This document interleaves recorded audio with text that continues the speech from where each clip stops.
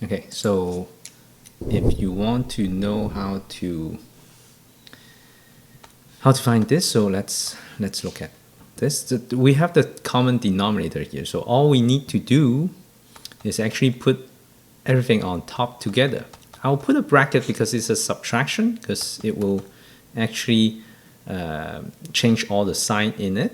So I'll have x squared minus 2x plus 1 over x minus 1.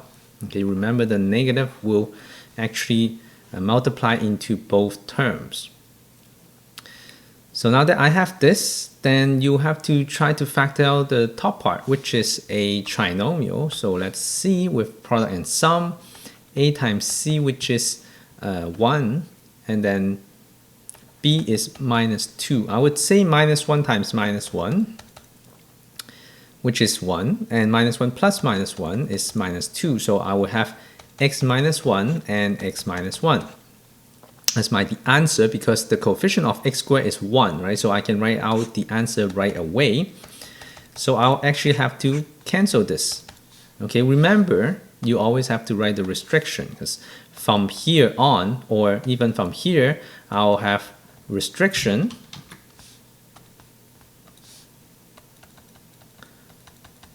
as x not equals to 1.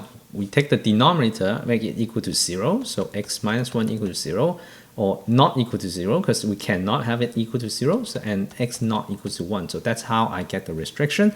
And my answer is x minus 1, comma, x not equals to 1. That's my answer for this one. And then the next one here, I can see that first I need to factorize, okay?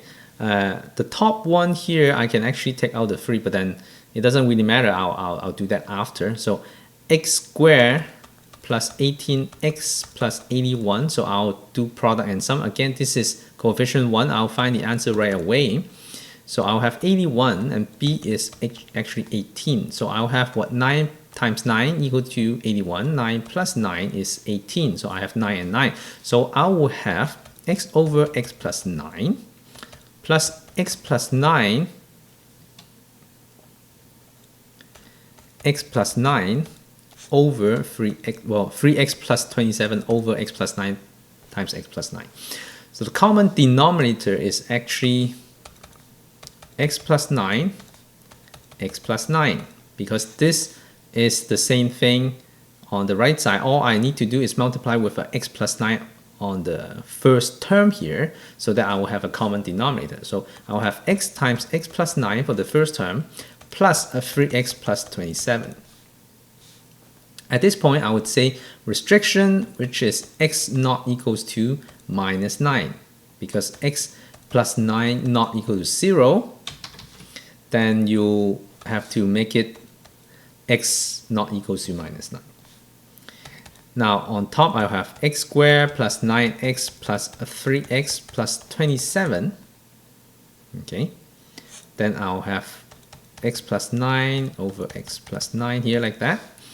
Then I'll have to merge this two, because it's like term. So x squared plus 12x plus 27. And then again, I'll have to factorize to see if I can still simplify this. Okay, so a times c, which is 27, b is 12, so I can have what, 9 times 3 is 27.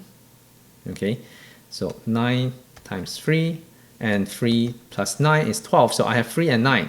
So what I have is x plus 3 and x plus 9 over x plus 9, x plus 9. Then I can simplify. Okay, so my final answer for this is going to be x plus 3 over x plus 9, saying that x not equals to minus 9. And that would be my final answer.